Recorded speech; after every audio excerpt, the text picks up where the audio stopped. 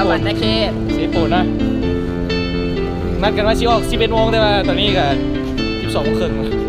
เดี๋ยวท่า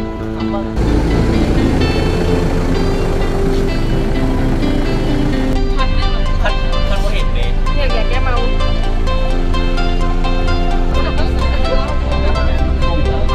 คนละแขวงเลยอาจารย์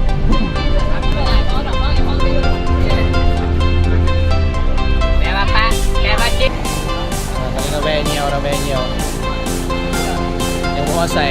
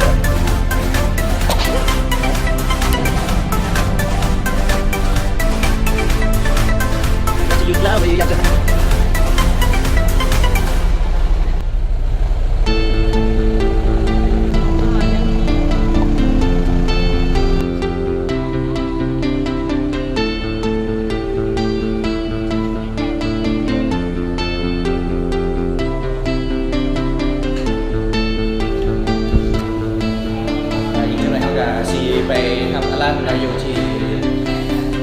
ซีโน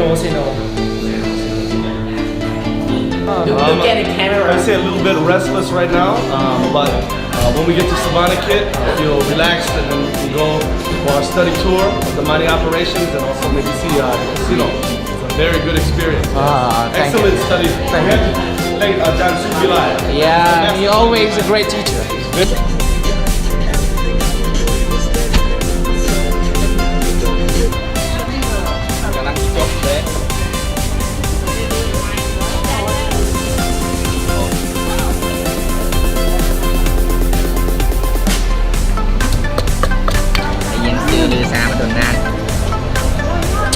ตอนนี้นะมีคนหิวนะเพราะว่าผมได้กิน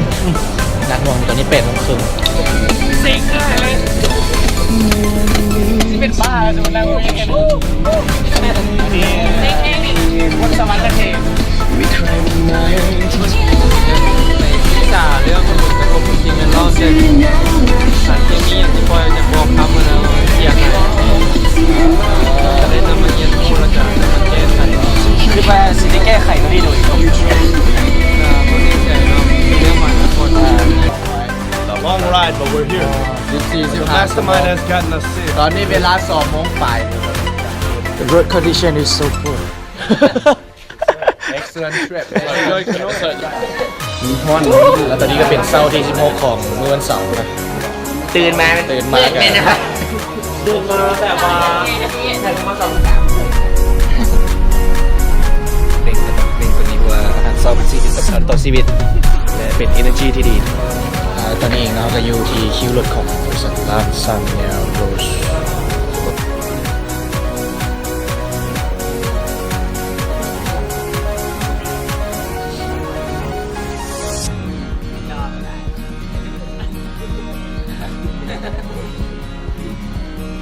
แล้วเราก็ต้องได้ transit รถจากรถเขาเองไปใส่รถข้าเจ้าแล้วก็จึงเข้าไปในเมืองนะบอคำเพื่อนนะเพื่อนมาให้ลงจากรถแต่ก็เราต้องอยู่ในรถตลอดเวลามีแต่ตอนได้เนาะจึงลงได้ว้าวเสียฟ้าที่ตา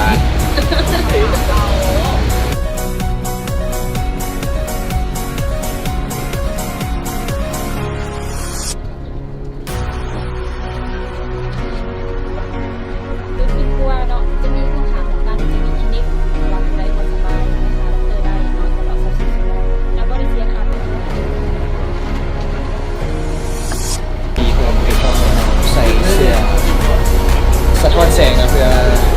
ทำความปลอดภัยนะ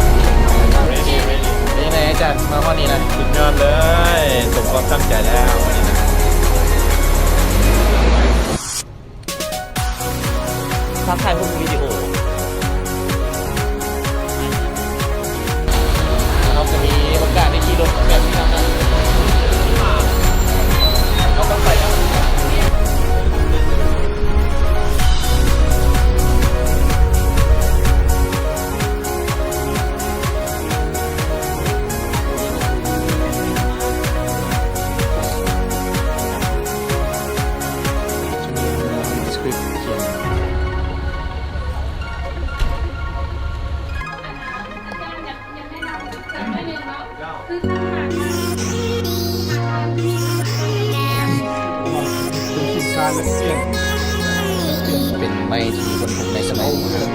เกือบ 2,000 ปีแล้ว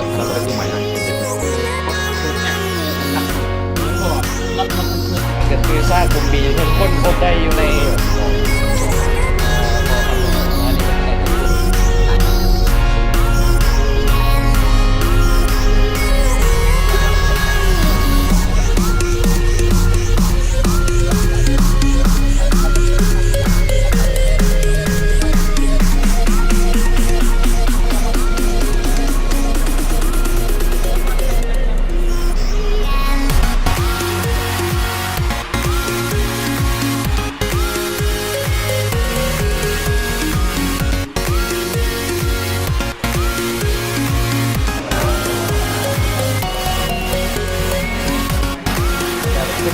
โอเคเนาะแล้วตอนนี้เขากับฮ้อนห้องอาหารเนาะเป็นอีอย่างที่เขาคอยถามมาดุดเนาะเพราะว่าตื่นมา6 โมงเช้ากินมีกองมีเดียวนะ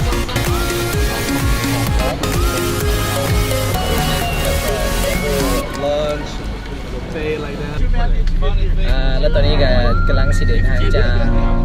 เซโปนะเข้าไปเซโนและเซโนต่อ2เป็นเส้นทางที่ระยะยาวเติบที่เดินทางกลับไปกลับมาเรื่อย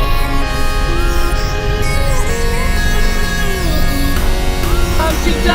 คือสารลำบากและคือไม่เดินแล้วเขาเจอสักวันเธออาจก้าวไปตอนนี้ก็อยู่ทางซิดาระเบียงซิดาระเบียงหน้าเนาะแซ่บอยู่ไอ้แซ่บวะ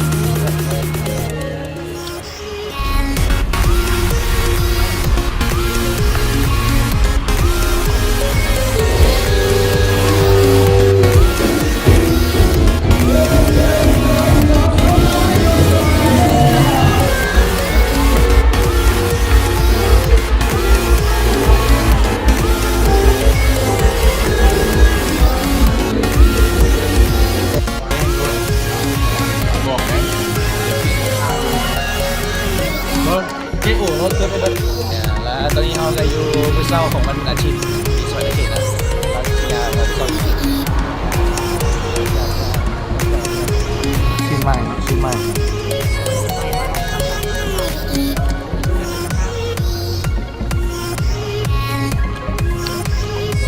นี่เนาะแล้วตอนนี้เขากับฮอดหอพิพิธภัณฑ์ไดโนเสาร์ของสวนเขตเนาะ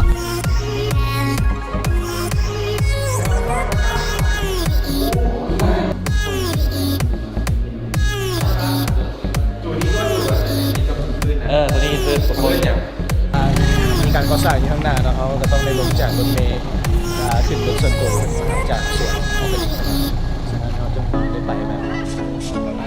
อยู่ทั้งหลังกระบะไปเลยนะมาสินั่งรถ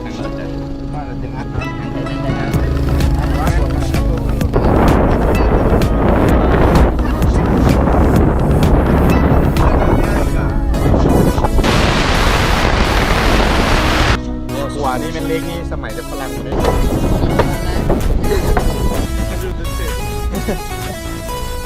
หน่วยบริการแลกเปลี่ยนความรู้ของเกษตรกรเมืองไกรสอนบริหารแขวงสวรรณเขต ข้อดีของมันเนาะขั้นความง่ายๆในระหว่างปลูกกับผู้บริโภคอะไรเนี่ยที่เราเรียนไปเราไม่คิดไปเราขายตามขายรวมมือ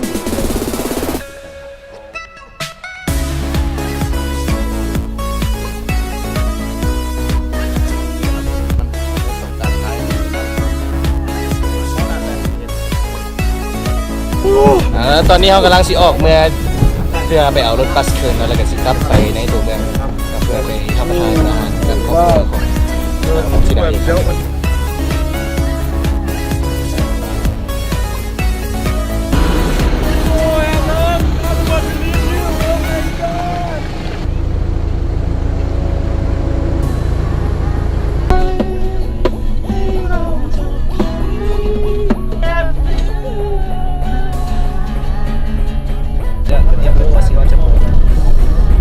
ทริปนี้เป็นทริปที่มวนเมื่อยมันแล้วก็ได้หลาย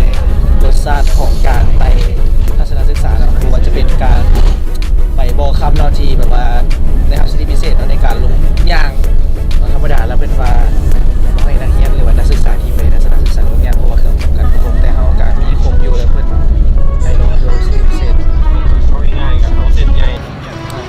กับเดึกก็โมงเรายังอยู่ปากกระดิ่งแน่นอนปากสันเนาะสัน ใหญ่นำน้อยลูกน้อยก็ได้